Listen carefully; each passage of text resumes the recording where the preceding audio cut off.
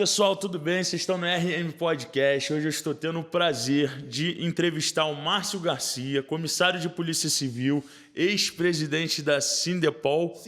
Sindipol. Ex-presidente da Sindipol e tem um currículo aí invejável aí para muitas pessoas e maravilhoso. É um prazer recebê-lo aqui no nosso podcast.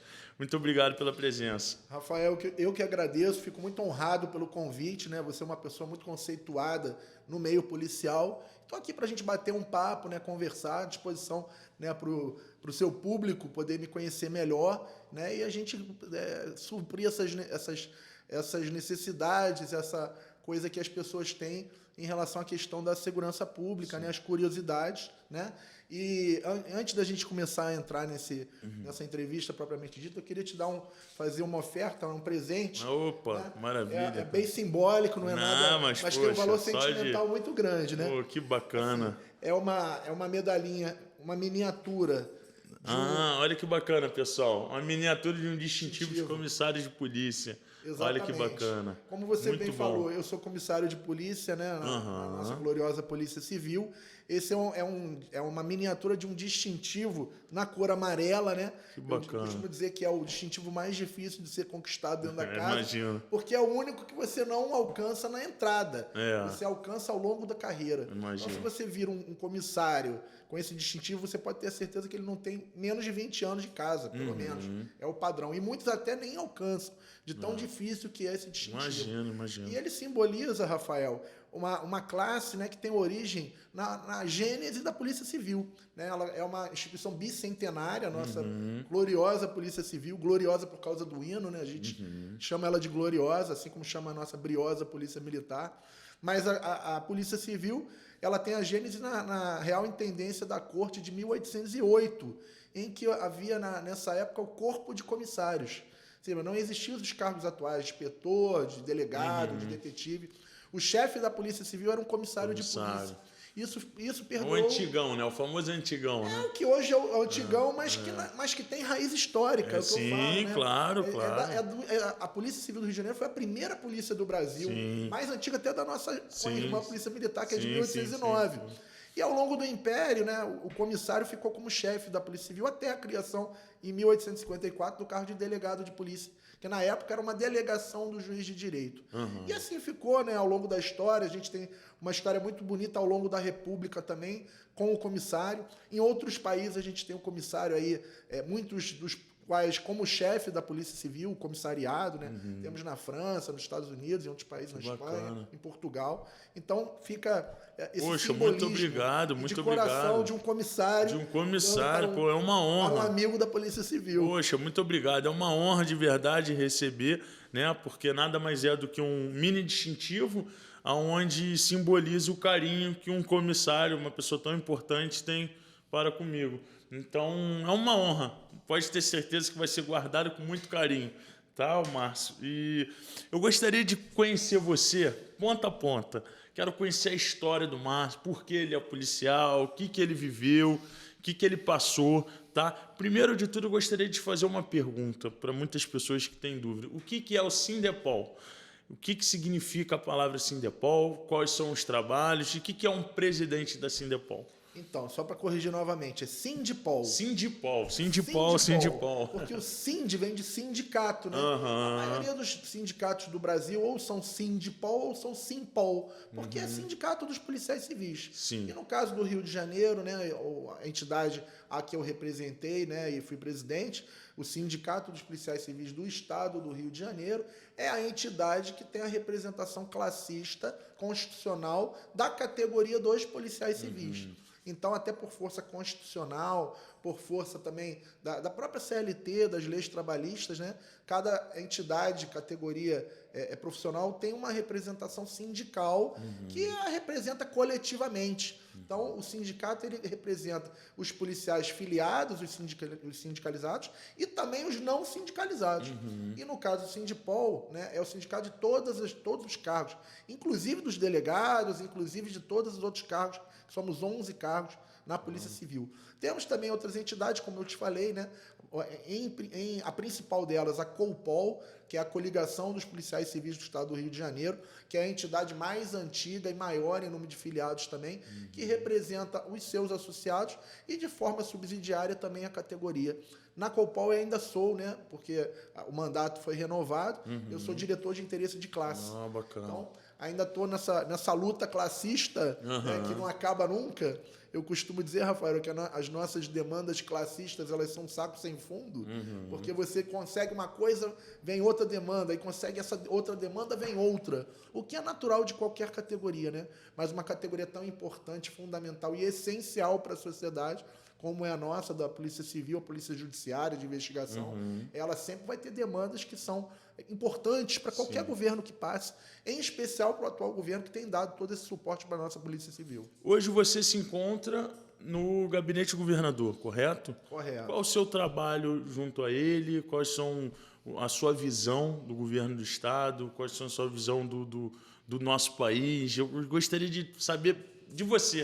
O que você acha? O que a gente teria que mudar? O que não mudaria? Se você pegasse, por exemplo, um cargo político, qual seria suas funções dentro dele? O que você mudaria, pelo que você já viu? Então, Rafael, é todo um contexto, né, que me levou a chegar ao gabinete do governador. Obviamente que é um espaço muito nobre dentro da administração estadual, é a cúpula. Dos mais nobres, né? O mais nobre. Sim, é a cúpula do governo do Estado, é um local de bastante importância e relevância. Inclusive, como te falei, para a defesa da nossa categoria, das nossas pautas também, né? Puxando um pouquinho lá do histórico, em 2018, eu fui candidato a deputado estadual. E naquele período, né, havia um movimento nacional da nossa Confederação Brasileira de Policiais Civis, a COBRAPOL, da qual eu também era diretor, à época, diretor de segurança pública. COBRAPOL. COBRAPOL é a entidade maior de representação. O que significa o COBRAPOL? Então, palavra. Confederação Brasileira de Policiais Civis. É a entidade maior de representação da categoria policial civil no Brasil. Ela congrega as federações estaduais de policiais civis e os sindicatos. Cada estado tem um sindicato de representação. O nosso é o Sindipol RJ. Mas tem em Minas, em São Paulo, em todos os outros estados. Só mudaria o final, né? Exatamente. A partir daí eu tinha um cargo de direção lá, diretor de segurança pública, o que também me levou a ter essa experiência em Brasília de lutas em defesa da segurança, em defesa das nossas pautas conservadoras, pautas em defesa das armas, pautas em defesa da categoria policial civil, reforma da Previdência, reforma administrativa e tantas outras. A partir daí, né, a própria COBRAPOL, ela fez um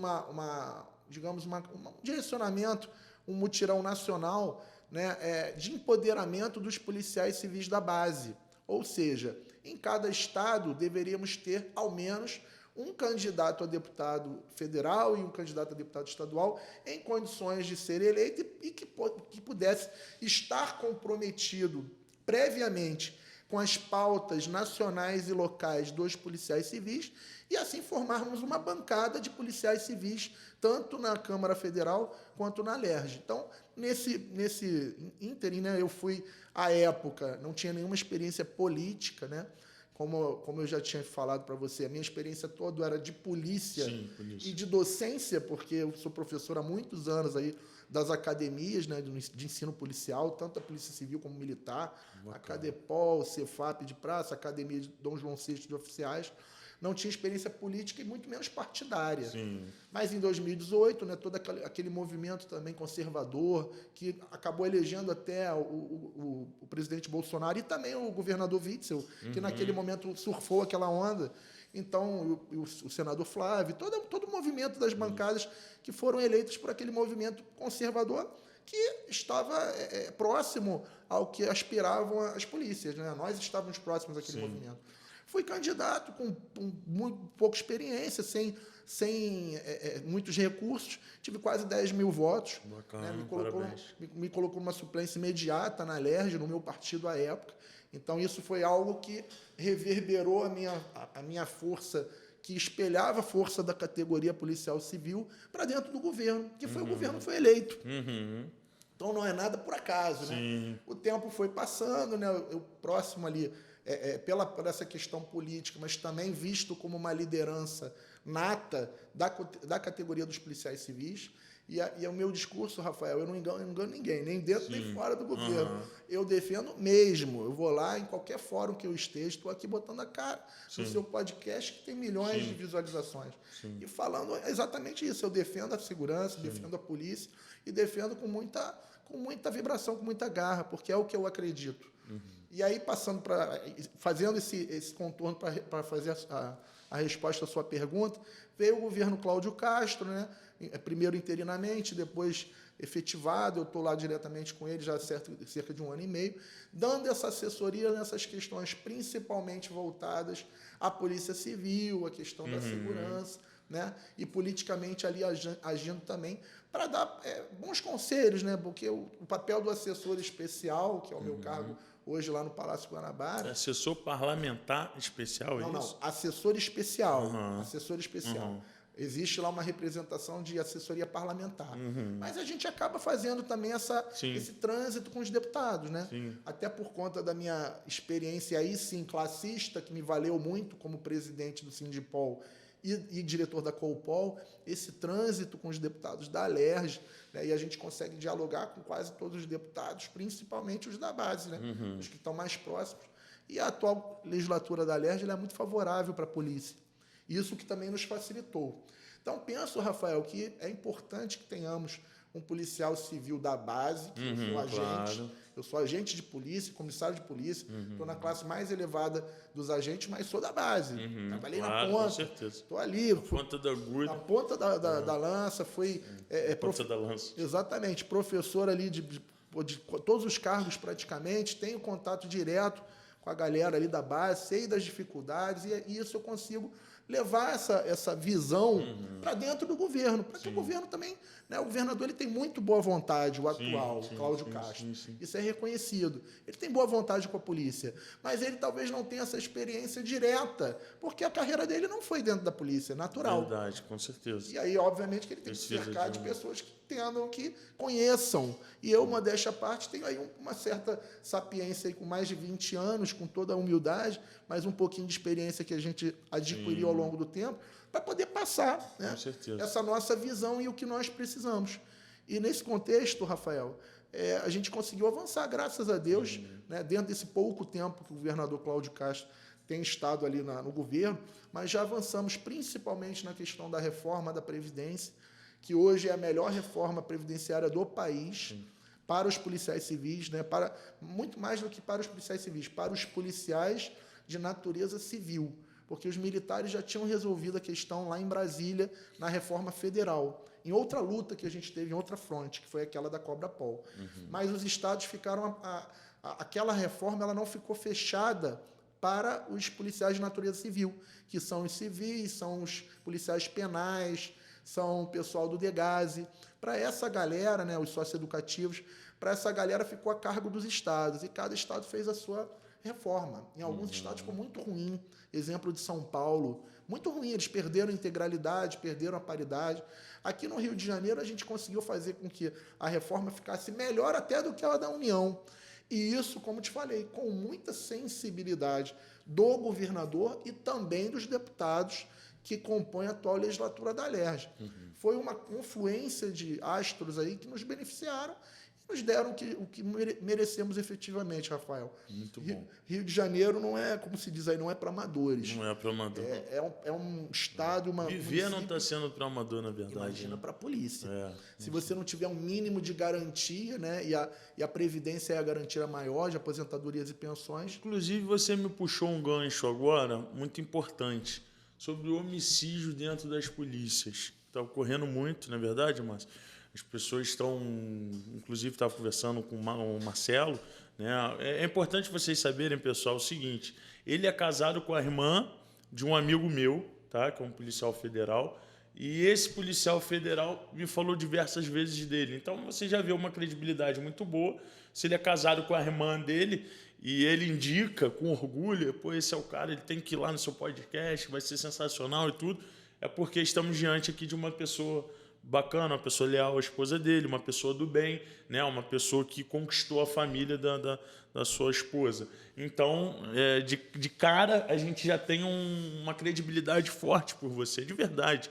Você está aqui hoje, né? Além de tudo que eu puxei da sua vida, tudo que eu perguntei da sua vida, e só teve elogios. Inclusive, você está aqui agora, eu te mostrei 5, 6 mensagens, delegados da polícia. Pô, esse é o cara, pô, parabéns e tal, tal. Então, já tem um glamour e a credibilidade aqui. Então, você já tem o meu voto de confiança. E, com certeza, os meus espectadores também vão te conhecer ao longo dessa entrevista, quem não conhece, e vai aprender a admirá-lo também. Como é que está essa questão das mortes dentro da polícia? Você tem algum parâmetro disso? Está aumentando? Está diminuindo? Como é que funciona isso? Na sua opinião, o que ocorre? Então, só pegando um gancho da sua fala anterior, né? O Marcelo, meu cunhado, policial federal, nosso amigo em comum. Sim. Né? E minha esposa é policial civil também. Ah, legal, não sabia. Bacana. Oficial de cartório policial, né? Legal, bacana. Foi minha aluna na Cadepol. Ah, bacana. Veja como é que a minha vida... O Marcelo falou, é verdade. Marcelo falou. Você vê como é que a minha vida está sempre... Ela tá ali sempre dentro da polícia. Falou, de uma forma ou de outra, né? Então, é inegável que a minha vida se mistura com a polícia civil. Ele até falou o seguinte, ele pensava assim, pô, esse cara só vai ficar com a minha irmã e nada. O cara, pô, polícia civil, experiente, não vai querer relacionamento, que você surpreendeu todo mundo. Não que você não tinha surpreendido quando conheceu, mas a primeira coisa, a gente que é protetor, né, da nossa irmã e tudo, é aquilo de não vai dar certo, cuidado e tal, e depois ele virou o seu fã também, né? É verdade, é um grande amigo, é um grande profissional da Polícia Federal, instituição que a gente respeita muito. Muito, com certeza. Exerce uma atividade... Principalmente ele que trabalha no aeroporto, ele trabalha no aeroporto, então tá ali literalmente de frente com o tráfico e tudo mais, né? Sim, é uma atividade muito parecida da Polícia Civil. Sim, muito parecida. Só muda ali as competências, mas é a Polícia Judiciária de investigação. Sim. Mas em relação à questão das mortes, Rafael, você percebe que isso estatisticamente, né? O Estado ele levanta os índices criminais através do Instituto de Segurança Pública, que é um órgão que faz esse trabalho exatamente de levantamento dos índices criminais a partir dos registros de ocorrência que são feitos nas delegacias distritais de todo o Estado. Nessa questão de morte, de letalidade do próprio policial, diminuiu muito. E aí eu imputo isso diretamente, né, a essa questão do governo também dar um fortalecimento, né, um discurso de muito mais apoio ao policial que ele possa efetivamente atuar, né, sem medo das consequências. Você acha que o policial, desculpa só te interromper, só para a gente ter uma questão na pergunta. Você acha que o policial que chega ao limite de pegar uma arma e se matar é por questão financeira, é por excesso de trabalho, é por excesso de cobrança? Qual você acha assim, pô, é isso? O que as análises falam é exatamente isso. O que você acha? Então, a questão que eu falei, a morte de policiais em confronto diminuiu muito, mas o índice de suicídio aumentou. Aumentou. Sim. Isso é verdade. O porquê, Rafael? A gente tem, cara, a questão da saúde mental do policial, isso aflige a todas as forças. A Polícia Federal, por exemplo, percentualmente, é a força que mais tem esse tipo de ocorrência, infelizmente. Sim. Doenças psicossomáticas que acabam, infelizmente, no seu extremo, levando ao suicídio. Mas tem síndrome do pânico, você tem depressão, doenças que são silenciosas. Sim, né? verdade. E aí são vários fatores. O próprio policial, né, a sociedade enxerga ele como um super-homem. E a própria instituição cobra isso dele. Então ele já tem o camarada, o colega que está sofrendo, ele já não tem essa cultura de pedir ajuda, de pedir socorro. Ele sofre sozinho. É verdade. Para ele até, vou falar para um amigo de trabalho que eu estou em depressão, o cara fala, vamos ali fazer uma operação e passa isso rápido. Não, né? É difícil até acesso aí. Quando não fala, isso é frescura. Sim, exatamente. É aquela coisa do super-homem, né? Exatamente. Do machão latino. Não tem isso. Né? O policial é o super-homem. Então, isso é uma vertente. Tem outras também, né? Existe sim, aí o que a gente vai falar assédio moral dentro das instituições, ocorre também. Sim. E aí o policial acaba também explodindo. Também, né, Márcio, pelos valores que estão cada vez mais aumentando de tudo, o combustível está mais caro, e o salário do polícia não aumenta. Eu ia chegar nessa questão, né? Nossa, é um absurdo. Como eu falei, na verdade não é um fator, é uma soma de fatores. Soma. Falei do assédio moral. Tem a questão também, como você falou, né, da responsabilidade social daquele policial que é cobrado pela imprensa, é cobrado pela sociedade. Tem essa questão do salário, às vezes, não ser compatível também com os aumentos de tudo, né? Com os aumentos, e apesar, como eu te falei, né, da recente valorização, isso o governo atual tem feito de fato, isso principalmente na Polícia Civil e Militar, isso é fato. A gente teve aí recentemente, além da questão da reforma da Previdência, tivemos um abono natalino que não vinha há muitos anos, que foi algo interessante também, e 2 aumentos seguidos, apesar de estarmos no regime de recuperação fiscal. Tivemos em janeiro uma recomposição inflacionária e tivemos agora recentemente um aumento real, coisa que já também não acontecia há muitos anos. E o aumento foi bem substancial, principalmente na PM, Sim. entre os ativos. Mas, independente disso, né, a gente está falando de uma série histórica, você tinha policiais com dificuldade financeira, né, às vezes subsidiando a família. Então, nós temos hoje policiais que têm dificuldade financeira nessa série histórica, embora tenhamos recentemente algumas conquistas, mas policiais com dificuldades que vêm lá de trás, e às vezes com pensão alimentícia, às vezes, né, tem que sustentar a família, arrimo de família, sustenta os pais. Colégio.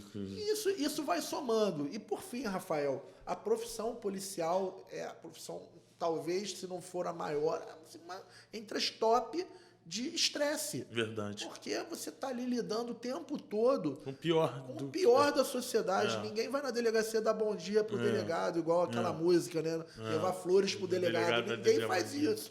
Só vai levar problema. Então você vê as mazelas da sociedade. Como eu já vi estupro de criança, coisas assim que você vê a morte banalizada, você vê cadáveres ali em adiantado estado de decomposição, outros ali cheio de tiro. Você imagina o policial ter que conviver com isso e chegar em casa, tirar aquela capa do Batman e ser o pai de família. O marido. Com as cobranças de casa. Com as cobranças de casa, exatamente. Ele chega em casa, ele tem que esquecer o que ele passou durante o dia, trocou tiro, viu o colega sendo baleado, socorreu o outro. Para chegar em casa... Escutar a história da criança que passou no colégio. Tem que ajudar a criança a fazer o dever de casa. A esposa discute com a esposa porque não lavou a louça. Atrasado. Porque chegou atrasado. Porque não arrumou a cama. Essas coisas normais da vida, da família. Sim. Então, alguns colegas não aguentam e batem o pino. Fica difícil de se adaptar, né? Assim,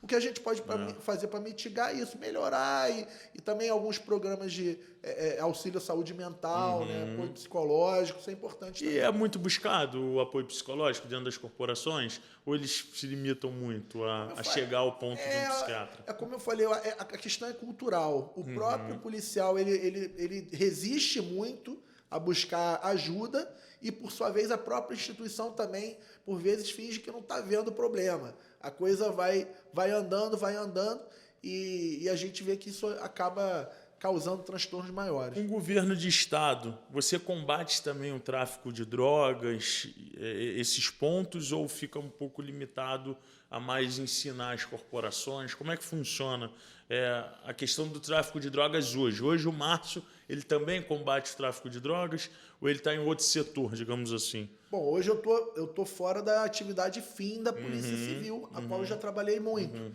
Mas lá dentro do governo a gente tem políticas públicas que dependem das polícias civil e militar, e que são diretamente direcionadas ao ataque, entre outras coisas, ao crime organizado, ao tráfico de drogas.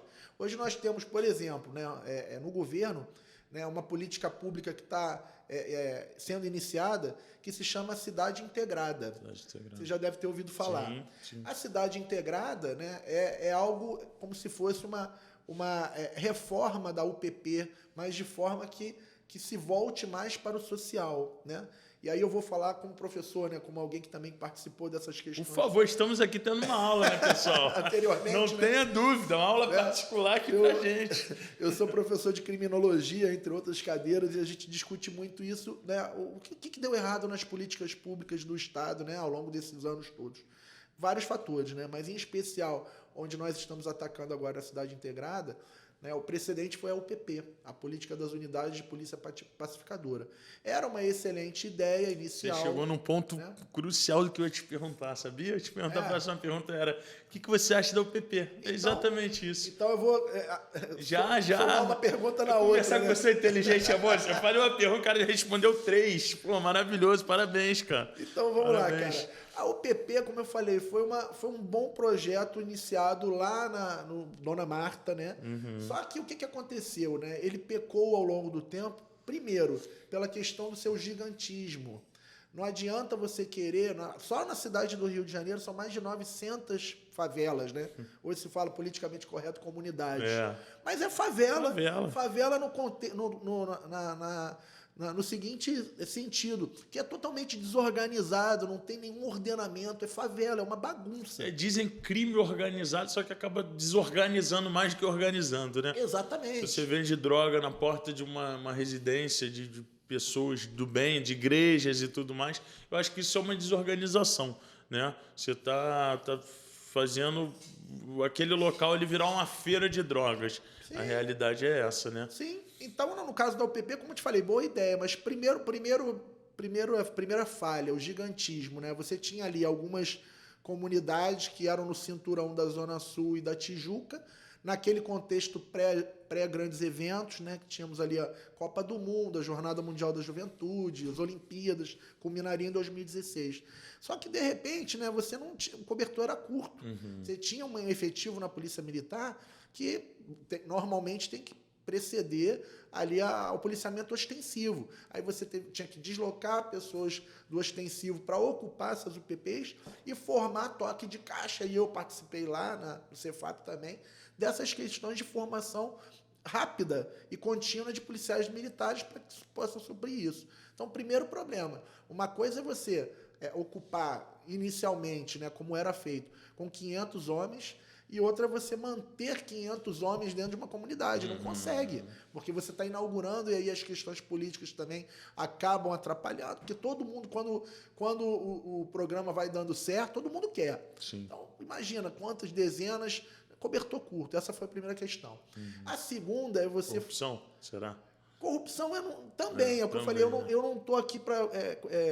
tapar o sol com a peneira. Eu acho que assim, os maus policiais, eles não beneficiam os bons. Se resolve melhor, né? Tipo assim, vou fazer uma boca de fumo aqui, a Patama fica ali naquela esquina, toma aqui 5 mil por semana. Essa foi uma questão, mas né? foi uma questão seguinte, né? Assim, na cronologia dos erros, sim. Primeiro foi essa questão de você querer fazer muitas frentes de batalha e você não conseguir alcançar todo mundo. Essa foi a primeira. A segunda, né, aquela questão de que você avisava antes também, amanhã estou indo lá com o BOPE. Todo mundo saía. E aí o que aconteceu? Você fez o chamado espalha-brasa, né? Você tinha o crime organizado mapeado dentro das comunidades do Rio de Janeiro e você espalhou isso para a região dos Lagos, para Campos, para Macaé, para Angra, para Baixada Fluminense. Locais que não tinham esse tráfico tão pesado que foi migrado a partir da ocupação das UPPs. Faltou muita polícia civil nesse contexto. Como eu falei, a responsabilidade ficou muito focada na polícia militar. Mas cadê a investigação junto? Entendeu? Cadê a integração das polícias nesse momento? Então, isso falhou. E, por fim, Rafael, e é o que está se tentando corrigir agora com a cidade integrada, foi você dar essa responsabilidade de resolver todos os problemas do mundo para a polícia. Não adianta a polícia chegar em um local que está faltando tudo e querer resolver o problema só com segurança.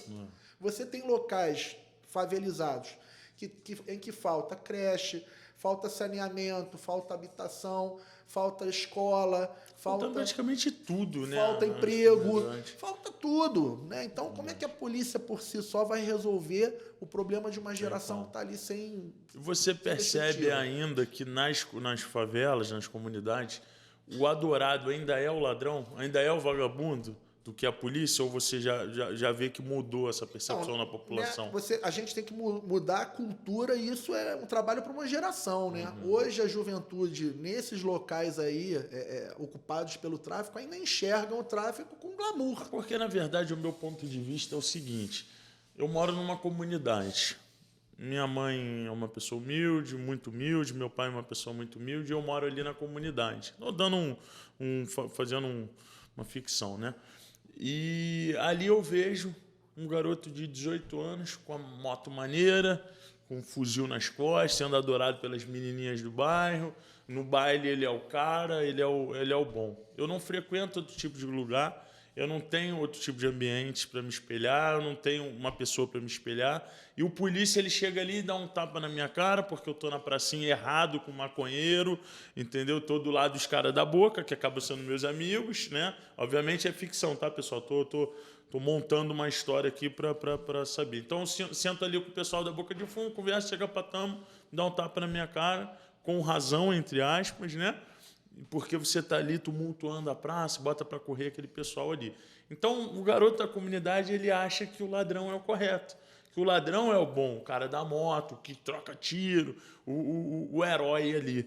E eu acho que até um dos meus trabalhos no podcast é justamente esse, mudar a visão das pessoas. Tem muita gente de comunidade que me segue, muita gente. Inclusive, eu fiz alguns podcasts já com pessoas de comunidade, com TikToks famosos, que vieram muito de comunidade. E a visão, ela precisa ser mudada, sabe, Márcio? A pessoa, ela precisa enxergar que não é o herói, não é o bandido. Muito pelo contrário, é ele que está fazendo o país ficar como está. Entendeu? Ele vendendo a droga, a facilidade de se drogar, entre outras coisas, né? Você acha que hoje a segurança pública é uma coisa difícil de ser mudada? Hoje, você acha que dá para mudar isso?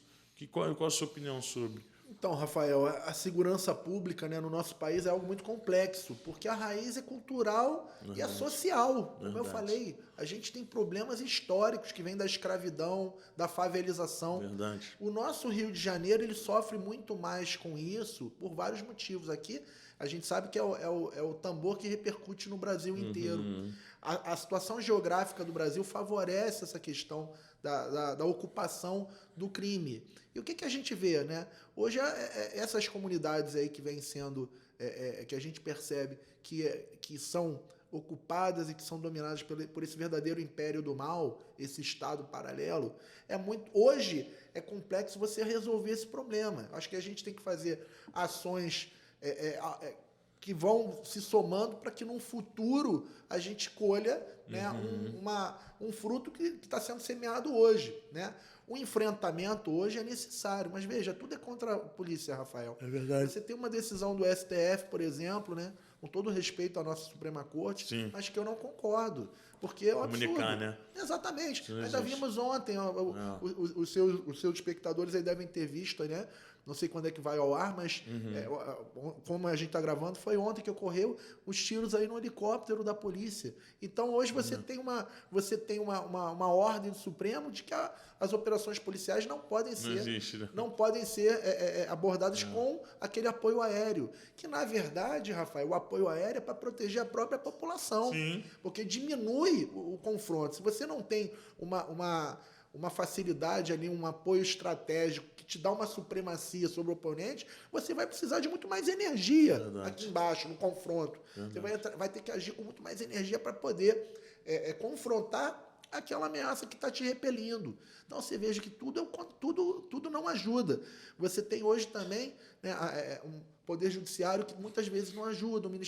O Ministério Público, a polícia, o Poder Judiciário tem que entender também, né, o real papel da polícia nesse contexto de verdadeiro defensor dos direitos humanos. Sim. Quando a gente fala em direitos humanos, Rafael, né, é algo muito abstrato, mas quem defende os direitos humanos em primeira ordem é a polícia. Sim. Porque nesses locais aí de domínio desse império do mal aí, infelizmente, 99% dessa população é de bem, ou mais, 99,9%, pessoal de bem. Agora, esse pessoal de bem fica subjugado por aquela minoria ali que se vale do poder financeiro, e aí vem a questão do tráfico de drogas, do tráfico de armas, para subjugar aquela população. Como é que a população... E a gente tem que entender essa questão histórica, por isso que eu falo que é algo para o futuro. Aquela juventude hoje está perdida, é muito difícil você recuperar. Verdade. Esses meninos aí de 10 anos, adolescentes, você não recupera mais. A gente tem que plantar para colher a próxima geração. E aí sim, com investimento em educação, voltando lá na questão da cidade integrada, né, que ficou... Eu não expliquei ao todo. O que se entende hoje em relação à UPP? Era uma UPP, porém... com a participação da Polícia Civil na investigação e na inteligência. Que não foi, né? Anteriormente, não. Então, aquela galera que está ali, que corre para um lado, corre para o outro, tem que ser monitorada, tem que ser presa. Sim, com senão certeza. você está espalhando a brasa. Com certeza. E mais, a polícia apenas está subsidiando a entrada do Estado. Estado lato sensu, seja a União, Prefeitura, o próprio Estado, com esses serviços sociais. Tem que abrir as vias, tem que haver a reforma das casas, tem que fazer dragagem lá dos rios, saneamento básico, tem que dar uma creche, uma escola, um posto de saúde. E hoje temos aí no Jacarezinho, em Rio das Pedras, que são polos históricos do tráfico e da milícia também, que é outra chaga aqui da nossa cidade, como projetos piloto. E a partir daí a gente vai avançando. Mas mais do que isso, Rafael, como eu falei, investimento a longo prazo, sem investimento em educação, cultura, esporte, sem dar uma perspectiva de vida, não tem como. você não tem como. A polícia sozinha não vai resolver. Não tem como. Porém, voltando, eu acho que a polícia, sim, tem que ser empoderada, tem que agir com rigidez e, na minha opinião, a gente tem que ter mudanças legislativas na direção contrária ao que a gente vê dos movimentos hoje, na minha opinião, tá? Sim, Isso aí é uma questão que cada um tem a sua. Não, a gente quer a sua mesmo. Mas eu vejo o seguinte, hoje os movimentos, né, o chamado ativismo judicial e mesmo o movimento legislativo vai muito para o campo da esquerda. Aí você tem abolicionismo penal, você tem a questão de diminuição de pena, aí veio a própria Lei 9.099, que dos pequeno potencial ofensivo, você cada vez mais desencarcerar. Eu, ao contrário, acho que você deve endurecer as reformas, na minha opinião, que devem ser feitas no modelo estrutural. Primeiro, no Código de Processo Penal, na Lei de Execuções Penais. Está tudo muito, na minha opinião, tá muito... acho que a gente tem que endurecer. Precisa, tem que endurecer. Concordo. Eu acho que tá muito fácil. Está muito fácil, né? Você vai numa audiência de custódia hoje, Rafael, praticamente, né? Se não for um crime de violência, você é liberado. Então a própria polícia fica desmotivada, tem um trabalho danado para prender o bandido. No dia seguinte tá lá no dia seguinte está saindo rindo de você lá. Verdade. A 9.099 é a mesma coisa, crime de menor potencial ofensivo, lavra-se um termo circunstanciado, ele vai para a rua. Crime de drogas também, se não for tráfico, o próprio usuário... O cara vai embora. Tá muito fácil. Hoje, usuário, qual o grama que tá para usuário? Como é que tá essa questão? Que até isso deram uma brecha, né? Você anda com um pouquinho de droga, você pode. Essa questão aí é interpretativa. A lei, ela deixa a interpretação da autoridade policial, que vai ser depois... esse ato vai ser revisto pelo Poder Judiciário na audiência de custódia. Sim. Mas, assim, pequenos portes de droga, né? E dependendo da... 3, 4 cigarros de maconha, o cara... Ele pode considerar como usuário. Sim. E a questão aí, Rafael, tá muito fácil para o usuário, ele não tem responsabilidade nenhuma. Ele acha que, eu vou dar ali, vou apertar, vou fumar, a minha vontade que prevalece individual. Só que aquele ato ali, cara, quando ele compra aquela droga ali, aquele dinheiro está financiando exatamente o traficante que está lá subjugando a população, comprando armamento pesado e financiando toda essa rede aí, que vai para o roubo, que vai para o crack. Então, assim, tudo de ruim. E não tem um argumento que muitas pessoas usam, mas eu fumo porque é legalizado em certos pontos. Eu tenho uma doença chamada TDAH, transtorno de déficit de atenção e hiperatividade. Sou extremamente hiperativo. Meu psiquiatra passou canabidiol, eu compro pela Anvisa. Sim. Legalizado pela Anvisa, compro nos Estados Unidos, importo para o Brasil. É um líquido, você pinga 5 gotas debaixo da língua. Você fica doidão? Não. É canabidiol, não tem a essência da maconha, que me fugiu o nome agora, Cannabis. que dá onda, que você fica na onda. Não tem aquilo. Você só usa o lado benéfico da situação. E a pessoa ela tem que ter essa ideia mesmo, que ela entrando na favela comprando R$20, aquilo ali vira munição. Aquilo ali vira o giro da comunidade. É claro que é difícil, né, Márcio? A gente sabe o quanto que é difícil. A pessoa que se entregou às drogas, que acha ali um ponto de refúgio, sair. A gente sabe o quanto deve ser difícil. Eu, graças a Deus, nunca tive nenhum vício. Mas a gente sabe que deve ser uma coisa muito difícil. Eu acho que o pensamento aí, a minha opinião, tá? Deveria ser algo também para preservar o usuário a sair daquilo, né? Não adianta eu fechar uma boca de fumo e o cara não conseguir parar de cheirar, ele vai em outra, e vai em outra, e vai em outra. Então isso é muito difícil quando você vê o mutante que tem retroceder isso, né? Parece ser um caminho muito longo para seguir ainda, 10, 20 anos de Brasil, 30 anos. Né? Entre a polícia civil e a militar, as polícias civis e militares, quais são as principais demandas dela, da PM e da civil? O que você enxerga com as principais demandas de trabalho? Olha, só para não perder esse gancho, né, a questão do princípio ativo da maconha é um cannabis sativa. Né? A questão aí é o seguinte, Rafael, primeiro que a maconha, embora seja uma substância leve, entre aspas, muitas vezes é a porta de entrada para outras substâncias mais pesadas. E isso acaba pesando também na saúde pública. Né? As unidades de saúde acabam tendo um gasto muito maior para poder cuidar, porque a gente tem que entender também como um problema muito mais do que de saúde pública, como também de saúde. É verdade. Então, eu acho que o endurecimento dessa questão de drogas, né, de você não facilitar, né, a aquisição, eu acho que diminui um pouco o consumo. Com certeza. Você acaba inibindo. Óbvio que quem está doente tem que ser tratado, é outra questão. Esse cara está doente, ele tem que ser tratado pela saúde. Né? É verdade. Como eu falei, muito além de uma questão meramente de segurança. Né? Agora, é algo muito complexo. A gente vê outras experiências. Na Holanda, por exemplo, ele está retrocedendo. Eles se arrependeram dessa questão da legalização. Tem outros estados americanos que estão discutindo isso, aqui no Uruguai. Cada um tem a sua cultura. No Brasil, acho complicado liberar. Muito complicado. Com a nossa cultura do pode tudo. Embora tinha alguns delegados aí, né? Teve uma passeata da maconha, foi um delegado. Não é isso ou não? Aí você vai me deixar em saia justa. Mas é público e notório. Temos um delegado, sim, que é o Zacone, que ele apoia a marcha da maconha. Né? Como será que é o pensamento isso nos constrange. sobre? Imagino, porque é tudo contra o que a polícia vem plantando, né? A Polícia Civil está plantando uma árvore que ainda não é uma árvore florida. Está crescendo, está na metade. Aí vem uma pessoa e joga uma chave. É uma abordagem que nos constrange, por ser até um delegado, uma autoridade policial. Existem alguns colegas que discutem de forma técnica e até louvável. Se você vai numa discussão em que o colega está... ele é a favor da legalização e coloca lá os argumentos dele. Mas ele tem que ser contrário ao consumo hoje, porque é contra a lei. Eu não tenho como policial, garantidor de lei, ir lá e fazer uma marcha da maconha incentivando o consumo, porque é o que dá... Lá mesmo devia ter um monte de pessoas fumando. Aperta, vamos fumar. Pô, meu irmão, isso aí para o policial não dá.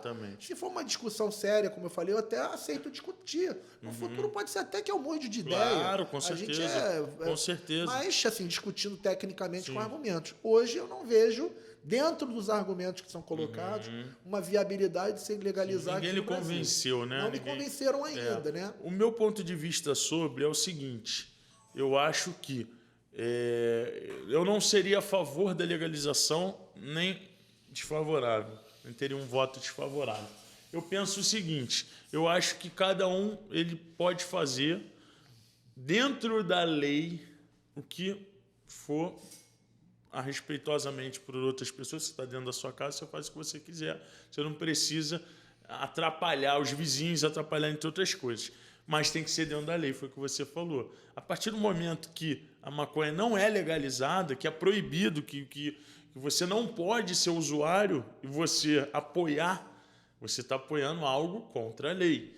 Então entra numa discussão muito grande. A corregedoria não toma providência sobre isso? A corregedoria é muito cobrada sobre isso, né? Porque ali fica numa linha tênue né? E aí os defensores alegam que ele tem o direito constitucional de se manifestar e tal, né? Mas é complexo, como eu falei. Se hoje, na legislação brasileira, embora, né, a lei de drogas seja muito leve com essas questões, como a gente falou, o consumo usuário, é praticamente um crime que está positivado, está tipificado ali na lei, mas não tem pena, é prestação de serviço à comunidade, é muito leve. Mas continua sendo crime, continua sendo vedado. Como um agente da lei, né, como nós, forças policiais, vamos tolerar, né, e mais que isso, incentivar o cometimento de um crime, né? O dia que for autorizado, tá tranquilo, né? É a questão da bebida lá dos Estados Unidos, Chicago, nos anos 30, era proibido. Você imagina o policial lá. Eu acho que o álcool é muito mais prejudicial do que a maconha. Sim, mas é o que eu falei, tudo é questão, né? Como eu falei, a gente discute, né? O álcool hoje é legalizado aqui. Então não tem problema de você consumir e ficar bêbado e cair no chão, né? Não. Agora, maconha é proibido, né? Exatamente. Se for legalizado, quem quiser que tem como na farmácia, não tem problema. Tem problema, hoje né? a gente tem que trabalhar os parâmetros da lei, principalmente sendo a lei. Sim, né? E aí pegando um gancho nisso, Rafael, eu vou tocar no outro assunto polêmico em relação a isso, que é a questão do jogo, por exemplo. Você falou de corrupção, cara.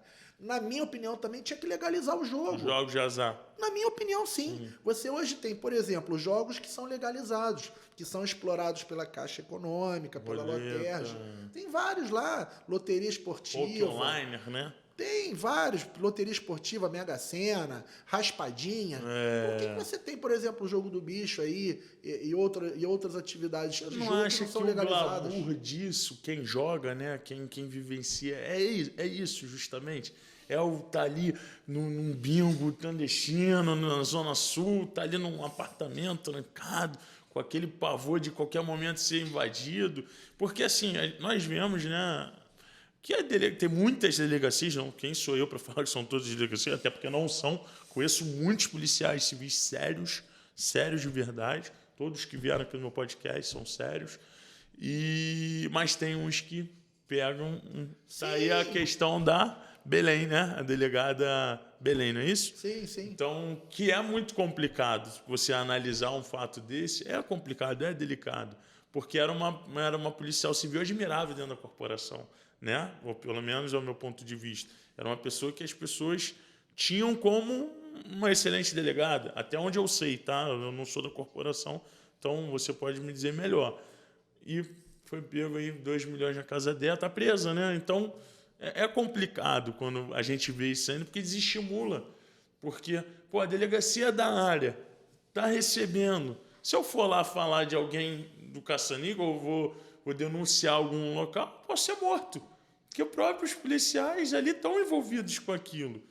Isso é muito complicado. A corregedoria, será que não tem um planejamento, uma câmera num gabinete do delegado, alguma coisa assim que tenha isso? Porque agora a PM foi aprovada, né? A câmera... Sim. Existe uma lei, né, em relação aos policiais militares, existe uma lei em que eles vão portar aí um vídeo. Igual na lei seca, não é isso? Que fica exato. Fica aqui a câmera. E ali o objetivo é até proteger os policiais. Porque, com certeza. Porque muitas vezes, né? Às vezes o Ministério Público vem pesado, mas porque fica a história de um contra o outro, né? Quando ele tem aquilo gravado e está agindo corretamente, eu acho que o beneficia. São mais que obrigados a agir corretamente, né? Principalmente sendo filmado tudo que eles estão fazendo. Eu acho maravilhosa a ideia.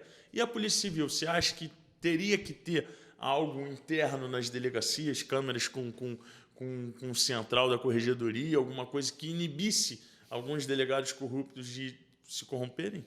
Cara, isso é muito complexo, porque a atividade da Polícia Civil ela é diferente da Polícia Militar, né? Ela trabalha com inteligência e com investigação. Sim. Muitas das vezes você expor isso, né? Fica vazado. E também às vezes você tá ali, né? Imagina, o advogado vai querer acesso àquilo, vai querer... às vezes é meio complicado, então... Expõe, né? Expõe. Então, assim, nesse aspecto, né, direto, tem que se pensar melhor. Acho que eu sou muito favorável a isso. Mas você falou da delegada Adriana, até nem me sinto muito à vontade de falar de casos concretos, mas vou falar genericamente, até porque ela tem o direito à ampla defesa, contraditória, com certeza. ainda está sendo... Ainda pode se defender, pode ser absolvida mais à frente. Claro. Então, a gente pode ser comprovado. Exatamente. Pode ser do Adriano, o jogador que deixou com ela emprestado. A gente não pode ir isso é um erro, né, social, de criminalizar a partir do que a imprensa também impõe. Concordo. Agora, tirando esse caso prático, né, vou falar de forma genérica, e como falei aqui, não tem ninguém para tampar o sol com a peneira. Existem policiais corruptos, claro, né, que são a minoria, né, tem muitos, como você conhece, e eu também, e eu sou um que nunca peguei um centavo que não fosse do meu salário. A gente tem que ter essa noção. Agora, você convive com pessoas e você vê essa questão aí, que é uma questão histórica, cultural. Aí falei só como exemplo do Jogo do Bicho. O Jogo do Bicho é algo cultural que vem da época do Império, né? E assim, diminuiu muito essa força, mas quando eu era garoto, todo mundo jogava. Até meu pai jogava quando eu era garoto. Eram os porteiros, os garçons. Eram pessoas sentadas na rua, não é isso? Com uma bancadinha, sem chegar, quero apostar em tal bicho. Cara, né? Quando eu era garoto, eu lembro meu pai falar, vai lá e joga pra mim e tal. E isso era algo comum. Aí eu lhe pergunto, por que não legalizar, cara? Na minha opinião, eu acho que seria Você acha que se legalizasse pessoas de frente, como... Não vou citar nomes, né? Claro. Mas pessoas grandes dentro de famílias, né? De máquinas e tudo mais. Engraçado, cara. Eu acho que, assim, legalizando... Eu concordo com a legalização, tá? De todos os jogos. Eu falei do bicho, Embora eu conheça pessoas... cassinos, eu conheço pessoas que venderam até a casa para jogar, tá? É o mesmo propósito da droga em si. Conheço pessoas familiar que já chegou ao ponto de vender carro, casa, pegar o dinheiro e jogar, perder e dar o jeito para jogar. Então, um vício tão parecido como o da cocaína, né? A pessoa vive se afundando. Será que se liberasse não ficaria igual uma droga liberada? Como se fosse uma cocaína liberada? Você concorda ou não? Não. Na questão do jogo, Rafael, vamos lá. O indivíduo que é viciado, ele vai jogar no carteado, ele vai jogar... Ele vai perder de qualquer maneira. Hoje você tem, por exemplo, corrida de cavalo, que é liberada. Quantas pessoas já perderam aí fortunas na corrida de cavalo? Então, nesse aspecto do vício, tanto faz se é liberado ou não. O que eu chamo a atenção é o seguinte: com a liberação de cassinos, por exemplo, você estimula, primeiro, a indústria do turismo. Quantos brasileiros aí mais afortunados que viajam para Punta del Este, para Monte Carlo, para Atlantic City, para Las Vegas, para o turismo do jogo. O próprio cruzeiros transatlânticos, né? Cruzeiros. Entrou no meio do mar, já tá tudo ligado. Você já começa aqui, né? Tivemos aí Copacabana Palace, tinha o Quitandinha lá em Petrópolis, que antigamente, até a década de 40, era autorizado o jogo. Não sabia.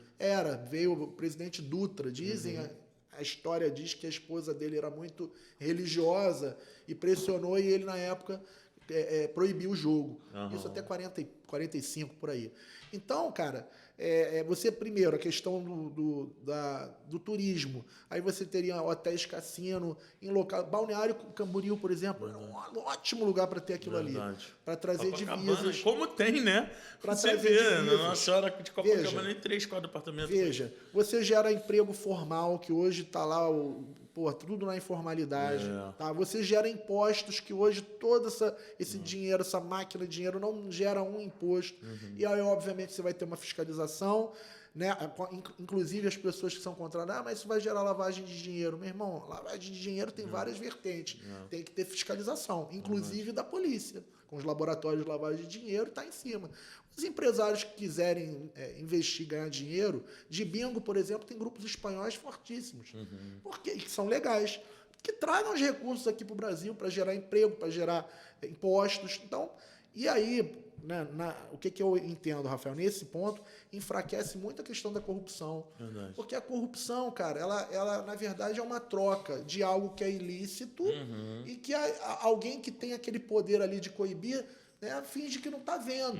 Isso, lato senso, não é só a polícia, não, a fiscalização, a Receita Federal, quem seja que se coloque de forma contrária ao que deveria fazer, tem algum poder de coerção e deixa de fazer em virtude do que o outro faz e não deveria fazer. Então, na minha opinião, nesse caso aí, diminui muito a força da corrupção e deixa os empresários que quiserem investir ganharem dinheiro. É legítimo também, dentro do capitalismo, que eles possam dividir o bolo com o Estado, através dos impostos, com os seus funcionários, e que quando tiver lucro, que tenha lucro, que faz parte, faz parte do capitalismo, da democracia.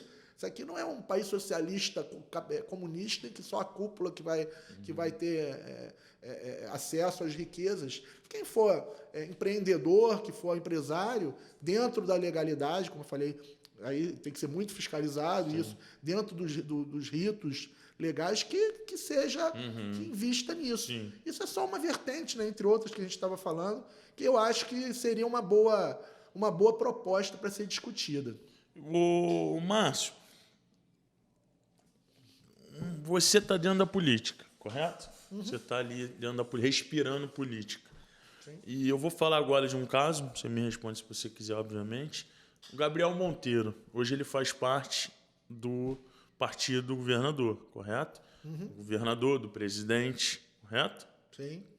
Então, hoje ele faz parte disso. Eu trabalho com ele, acho que você sabe, né? Sim, você pode Trabalho com ele. Inclusive, muitas pessoas sabem que eu fui que neguei os R$500 mil proposto para depor contra ele. Eu acho que o dia que eu tivesse algo para depor contra ele, não precisa me dar dinheiro, entendeu? Eu faria o correto, como eu fiz, o correto. Não é o dinheiro que vai comprar minha atitude. Acho que isso não tem preço. Se tivesse preço, eu não estaria com pessoas importantes igual a você aqui na minha frente. Você está aqui porque você sabe quem eu sou. Você sabe da minha índole. Senão você não estaria vinculando a sua imagem a um podcast, uma pessoa mau caráter. Claro. Concorda? A mídia, eu vi que a mídia pegou muito forte com o Gabriel e até muitas mentiras. Muitas mentiras eu vejo ali. Muitas ficções. Até qual ponto pode ocorrer isso? De uma televisão expor uma pessoa de uma forma tão grande, sem conclusões. Porque o ônus da prova é de quem acusa. Mas isso está se invertendo, não é verdade? Mano? Qual a sua opinião sobre o Gabriel, sobre a mídia e sobre o que está acontecendo? Qual a sua opinião do Márcio? Então, Rafael, aí eu vou me socorrer lá do direito constitucional, né? O princípio da inocência, né? Ninguém pode ser considerado culpado antes do trânsito julgado da sentença penal condenatória. Isso a mídia toda hora rasga. É o quarto poder, né? Então, o que a gente acontece? A gente vê N casos. Vou lembrar um amigo querido, que é o Flávio Paca. Todo mundo conhece do movimento de armas, né? É um colega policial civil, inspetor, conhecido. Poxa, ele foi execrado, foi preso à época, né, execrado no Jornal Nacional e, posteriormente, o próprio Ministério Público nem o denunciou, retirou a denúncia. Nossa. Não houve nem julgamento, não houve nada, ou seja, o fato não existiu. Mas e o prejuízo que ele teve na imagem? Né? Grande, hein? Exatamente. É grande. Um bom colega respeitado dentro desse movimento dos clubes de tiro, de armamento, é um grande instrutor de tiro. Você imagina a exposição que ele teve. Em outros casos, por isso que eu falei com cautela da questão da Adriana, porque todo mundo tem direito ao devido processo legal, à ampla defesa, ao contraditório. Então a gente tem que ter cautela, principalmente a polícia, para não causar problemas, como tiveram N problemas lá em São Paulo, aquele caso da escola do japonês lá, que tinha sido, era um japonês, salvo engano, que era dono da escola e foi acusado de estupro lá. Sim, Você deve lembrar mais ou menos, que depredaram, não sei, que depois ficou provado que não tinha nada a ver, mas porque a imprensa pré-julgou. Né? A imprensa é muito complicada nesse caso. E assim, a imprensa, como eu falei, como em todas as instituições, existem bons quadros que entendem essa questão, são parceiros. Eu, como sindicalista, na época do Sindipol, eu até não me sinto à vontade de falar sindicalista, porque eu sou um sindicalista diferente, não é? Eu não sou, embora tenha sido, de fato, sindicalista, diferente, assim, da maioria dos sindicalistas. É o que eu te falei, eu sou um cara conservador, de direita, e a maioria do sindicalismo é de esquerda. Mas, enfim, como liderança classista, como eu gosto de falar, eu tinha muito bom relacionamento com a imprensa. Nos ajudavam muito. Enquanto categoria, tem muito bons amigos na imprensa.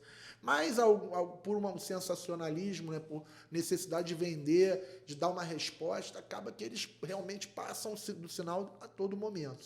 E o caso do Gabriel, cara, conheço o Gabriel pessoalmente também, foi lá do Cefap, foi praça também, mas me parece que, num primeiro momento, ele exagerava. A minha crítica ao Gabriel era o seguinte: enquanto ele estava na PM, me parecia que ele era muito agressivo com a própria instituição, porque existem lá questões de hierarquia e disciplina que ele não observava naquele momento. Eu acho que ele tem todo o direito de fazer tudo o que ele fez, mas fora da PM, que foi o que aconteceu posteriormente. Sim. Ele é um político nato.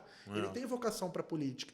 Eu acho que ele está certo em fazer o que ele faz, em denunciar, em correr atrás das coisas, mas no momento seguinte, não dentro da PM. Aí eu criticava.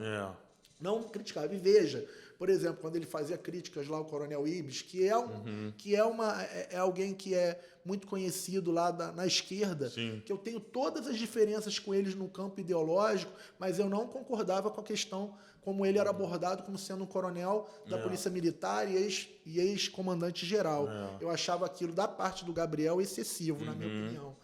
No momento seguinte, sim, saiu da polícia, pode criticar o cara à vontade. Porque eu critico também. Mas tem que ter uma hierarquia militar. Exatamente, dentro da hierarquia militar. Podemos fugir da hierarquia. Eu acho que ele falhava nisso quando estava na PM, depois não. E aí, meu caro, obviamente que ele mexe com estruturas muito poderosas, né? Então, é o preço que ele paga. Né? Essas denúncias todas eu também não posso dizer diretamente porque não tenho convívio com ele. Mas o que eu vou te falar, eu acho que tem que ser apurado, né? E ele tem todo o direito ao devido processo legal, ampla defesa e contraditório.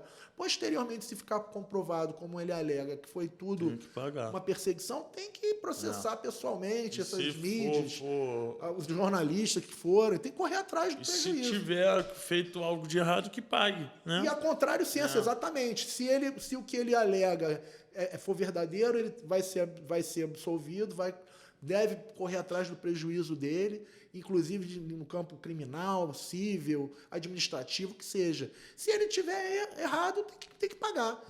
No campo, mesmo campo criminal, civil, político, que seja. Então, as questões estão postas na mesa. Só acho que, assim, por ele ter adotado uma linha muito agressiva, com movimentos...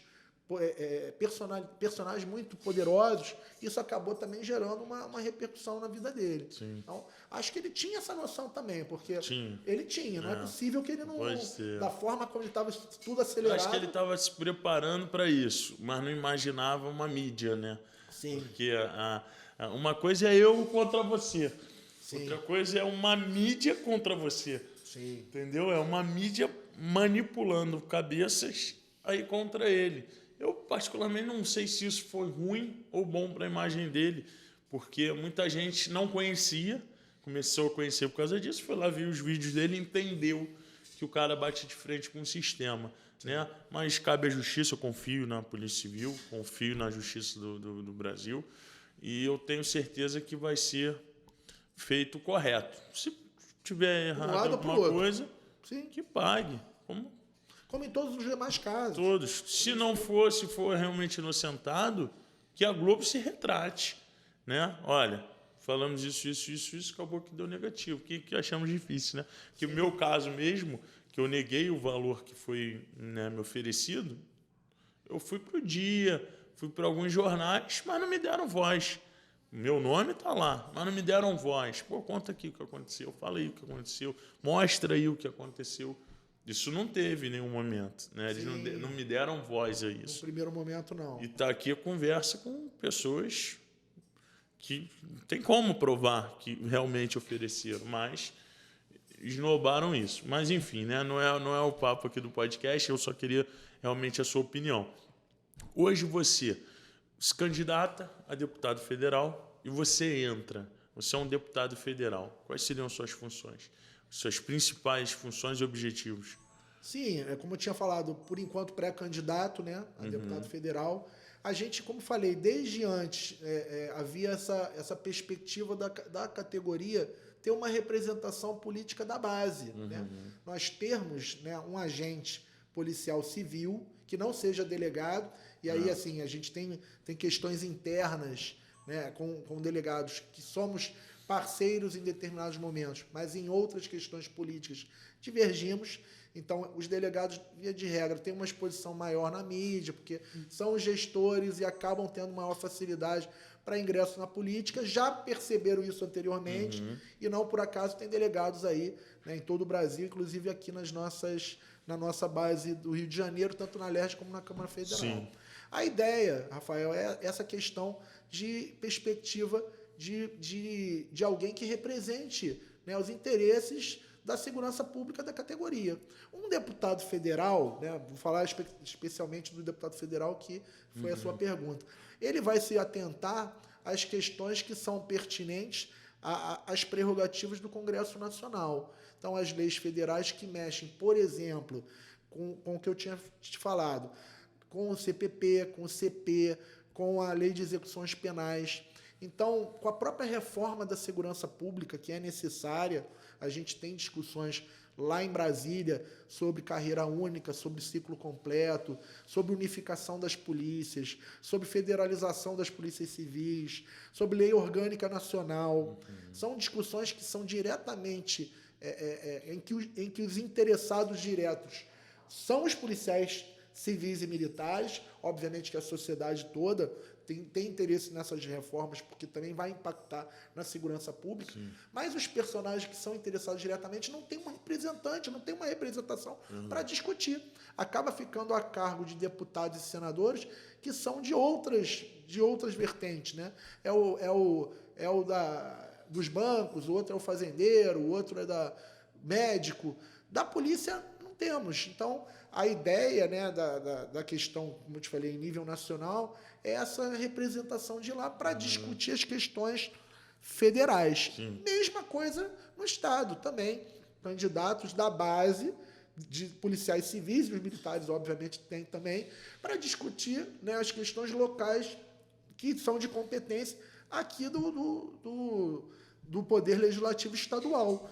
E aí sim, discutir também aqui a questão salarial, aí já é aqui, plano de carreira das polícias, né?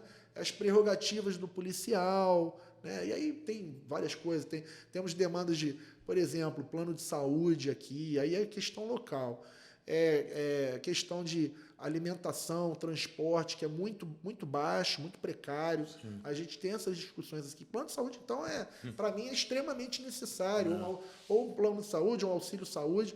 Hoje o policial paga muito caro e a maioria não consegue ter acesso à saúde. Verdade. E a gente tem dificuldade na saúde aqui, a gente sabe, na saúde pública. Os próprios hospitais da polícia, como o HCPM.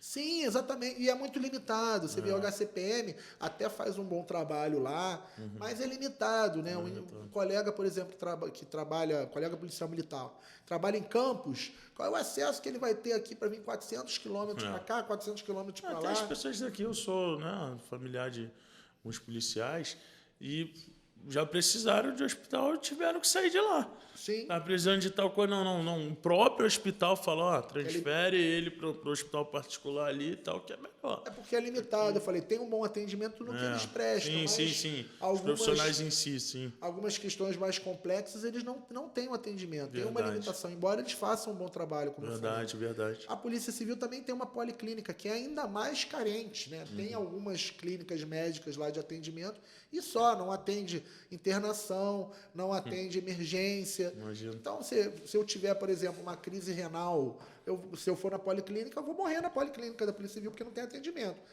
O máximo que o colega vai fazer é me levar para o Souza Aguiar ali. E vou entrar na fila como todo mundo. Então, assim, a gente tem essa dificuldade. Então, as conquistas, Rafael, isso eu falo para a minha categoria, né, tanto de Polícia Civil como militar, como também Polícia Penal, como também socioeducativo, como também Guarda Municipal, que é tudo. O que você achou da Polícia Penal? De DESIP para Polícia Penal? Você acha que a interpretação do nome muda?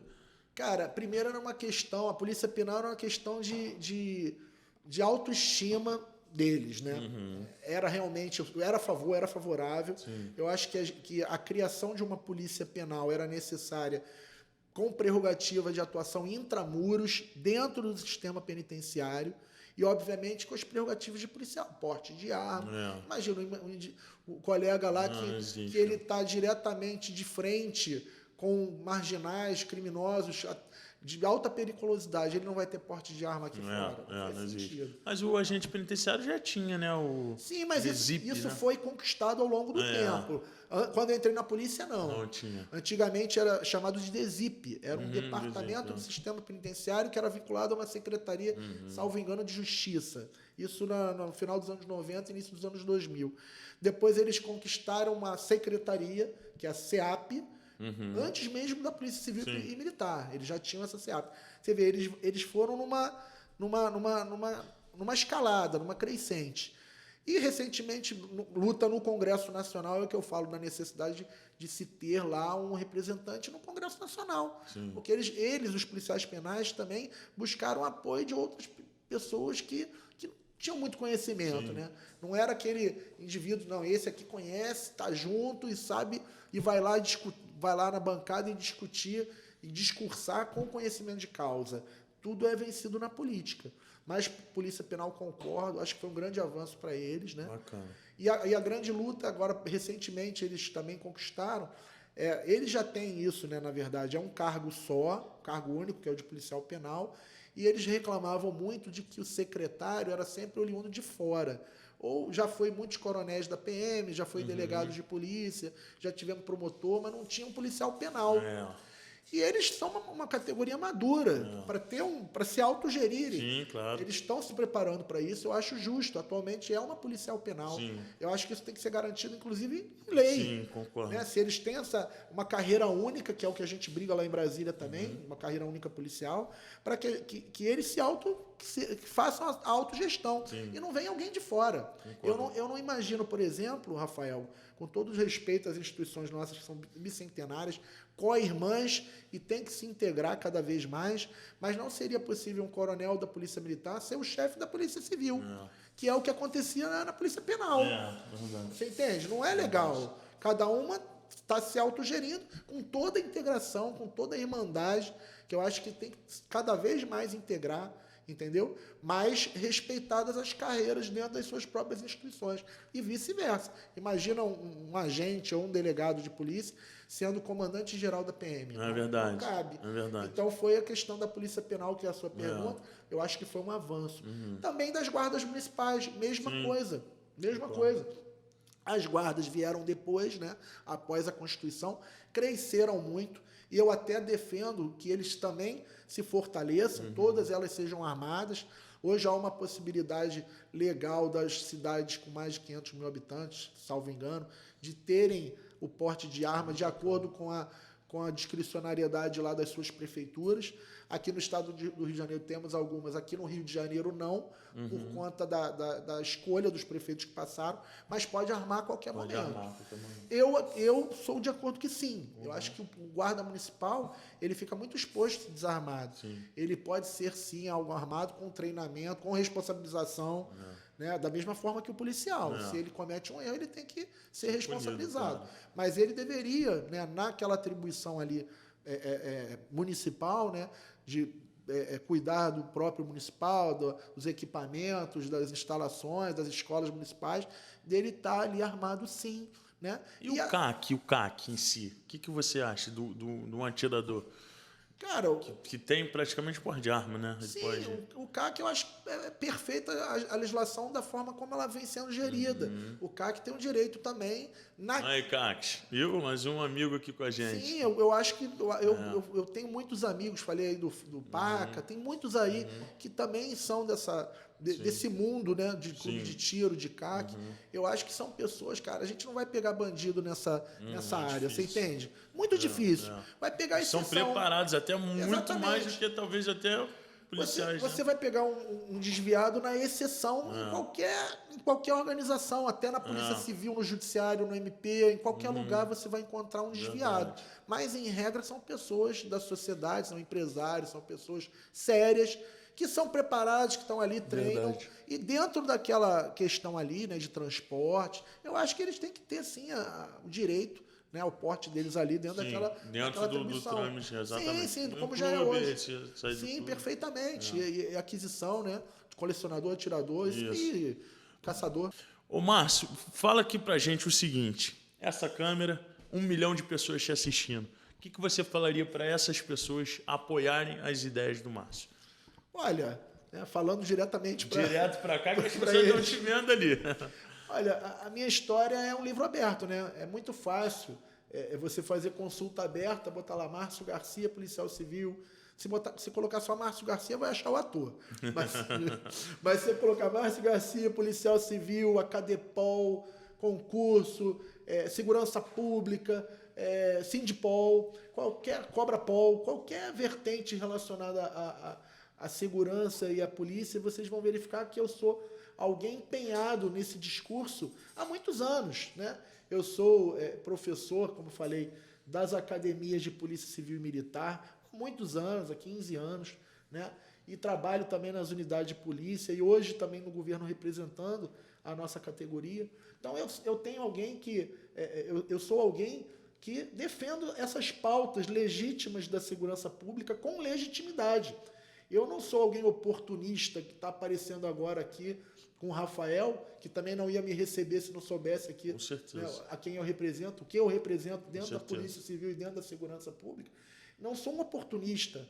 Eu estou aqui numa oportunidade falando sobre o que eu conheço, sobre o que eu domino.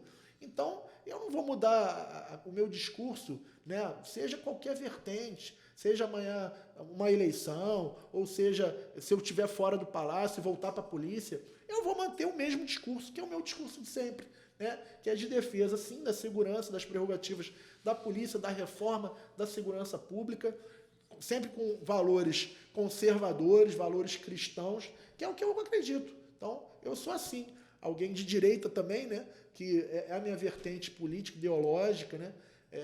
Conservadora, e sou essa pessoa acessível, todo mundo chega muito fácil a mim, né? E o que todos precisarem também, que esteja a meu alcance, eu estou aí para poder colaborar, ajudar, como sempre eu fiz na minha vida. Literalmente um professor deu aula para a gente nesse podcast. Não vai ser a última entrevista, a primeira e última, vai ser a parte 1, tá? Você está convidado novamente a retornar aqui. E faltou muita coisa, né? Faltou muita coisa, mas o importante é isso. Às vezes é bom a gente aguçar a vontade e as próprias pessoas pedem mais. Então a gente vai fazer pouquíssimos convidados, eu faço isso. Parte 1 e parte 2 do seu podcast. Vamos fazer a parte 1, vamos englobar alguns cortes do que foi falado, a gente vai soltar e assim que tiver o pico das visualizações dele, você está convidado aqui de novo para a gente falar da segunda etapa. Opa, tá bom? vamos falar. Foi uma grande honra receber ele aqui, Márcio Garcia, comissário de polícia, uma pessoa que tem um grande destaque na polícia, como já falei para vocês, e hoje me deu a honra de uma aula particular. Obrigado, Márcio. Obrigado. De verdade irmão. mesmo, Valeu, muito obrigado por você ter vindo, tá? Valeu. Show.